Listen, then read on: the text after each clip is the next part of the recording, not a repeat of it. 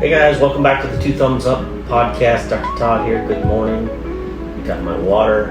Actually, just had coffee in it a few minutes ago, but just wanted to say hello this morning, and I wanted to start out with something that I was in a yoga class yesterday, and the instructor, who's a dear friend of mine, she was actually on the podcast before. She said something that a coach used to tell her, that when the mind is finished, the heart begins. And so she said something like that. So I was kind of being with it yesterday, and I wrote this down, and I wanted to share it with you this morning. I tend to be sort of a novice poet. Like, I'd like to tell myself I'm a poet, and so I write these things from time to time. I just wanted to share it with you, and then we'll jump into some other things for a few minutes today. But I called it Yielding Mind, Awakening Heart. And it goes like this. There comes a moment, a breath, a heartbeat, a surrendering, when the mind, weary of its labyrinth, whispers, "Enough, let me dissolve." It is here, on this trembling brink, that the heart, eternal and untamed, speaks with the voice of beginnings.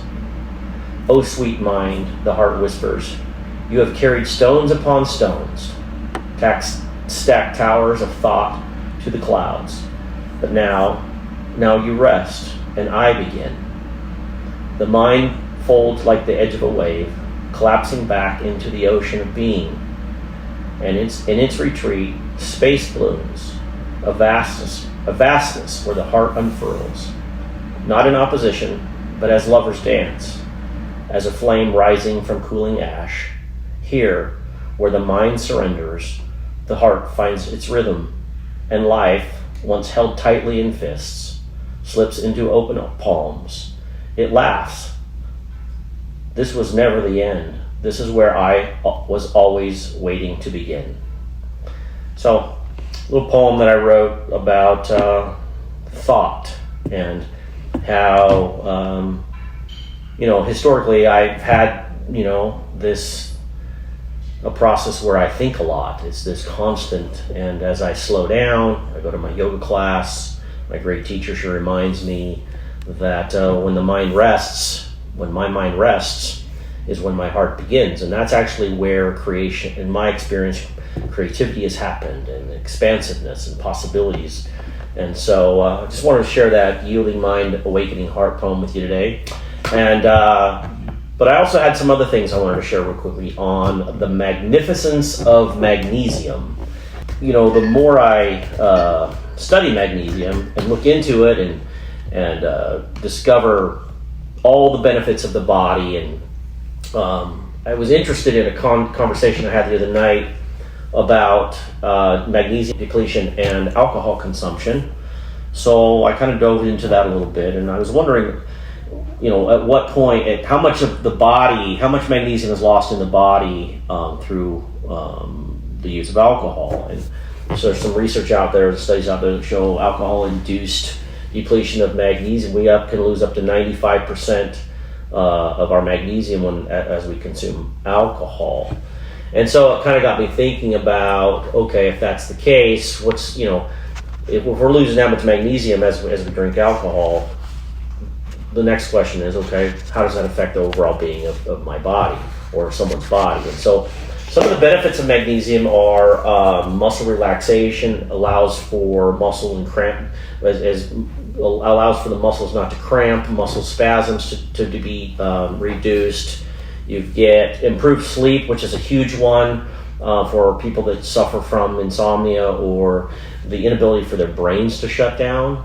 So supplementing with specifically magnesium threonate, and there's different types of magnesium. Some help the brain function, some help digestion, absorption, excretion.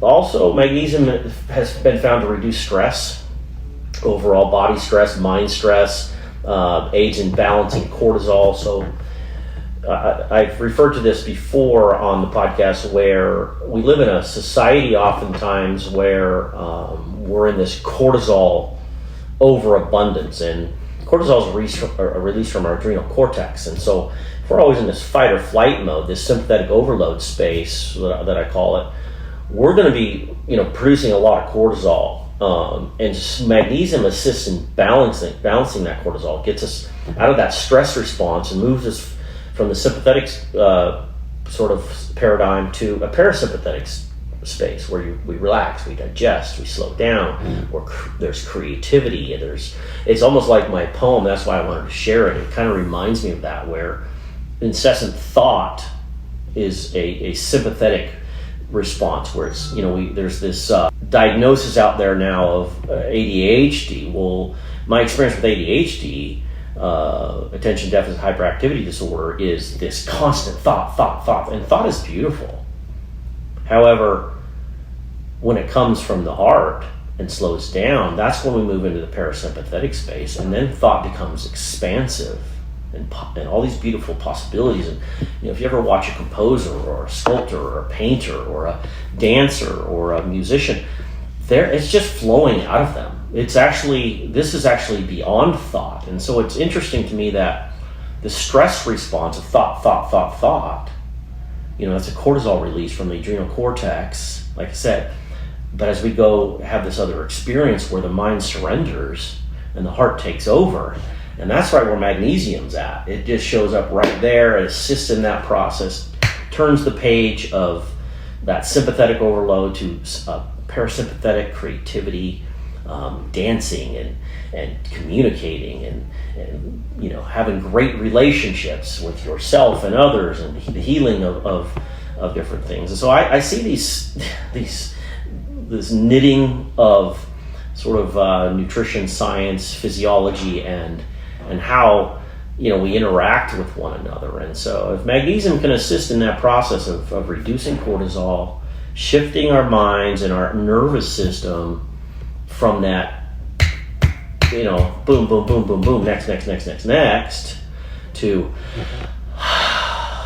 breathing, slowing down, creative, and unfortunately, my friends, alcohol is a big part of the reason our culture is so magnesium depleted. And there's other reasons, granted. However, it promotes that. It keeps us in that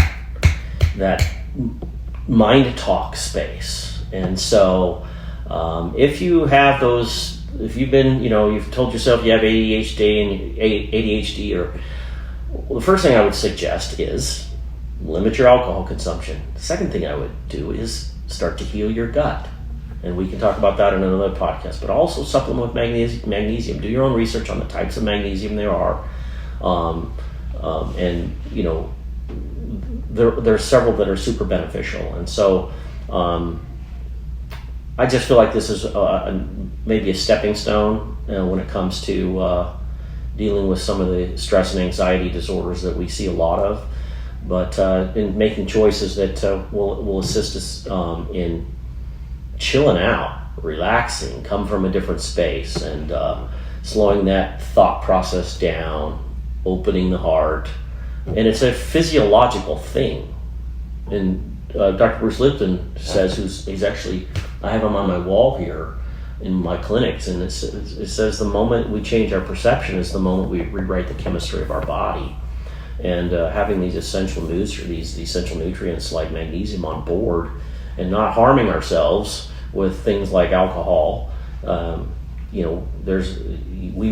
literally rewrite the chemistry of our body in those moments. So obviously magnesium, we talked about, facilitates neurotransmitter activity, very important overall brain function, nervous system function.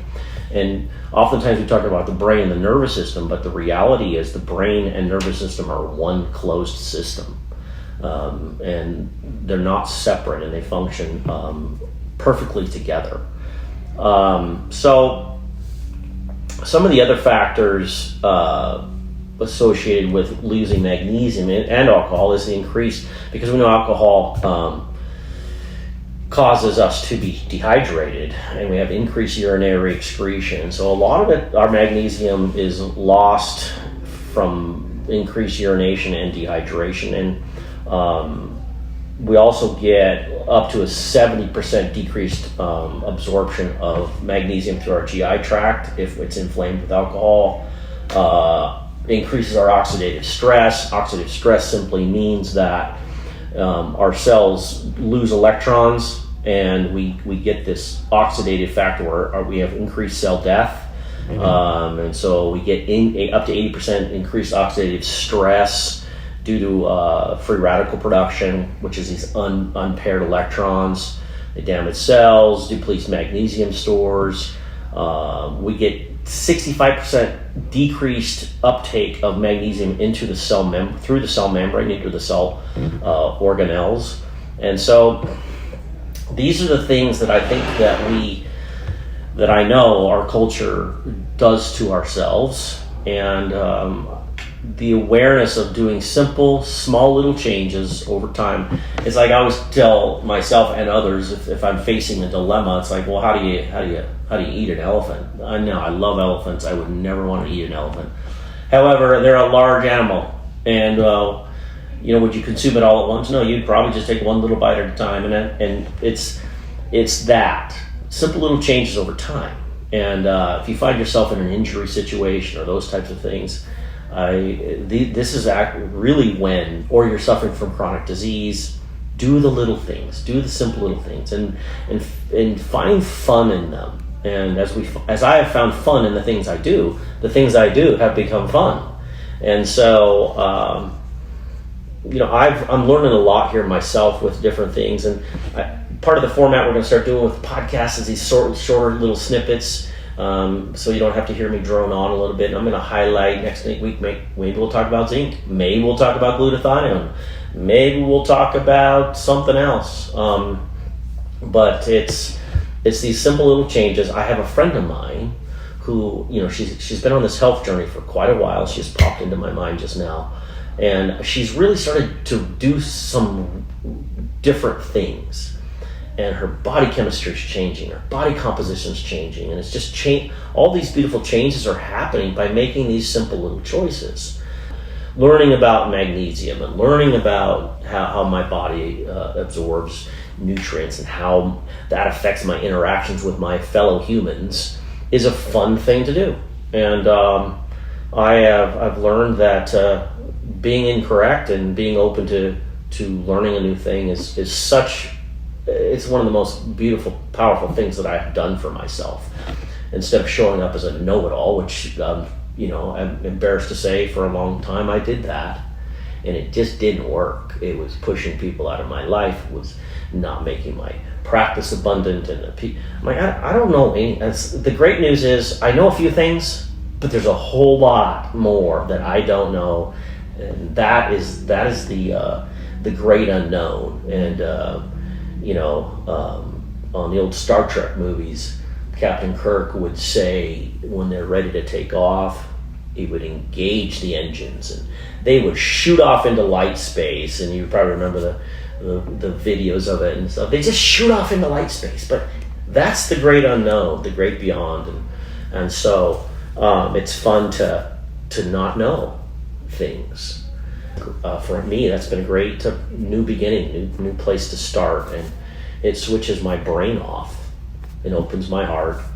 And I've experienced it. I've seen this as sort of the tree of life, where I see this as I shift, and I have this feeling of parasympathetic, relax, trust, know, feel.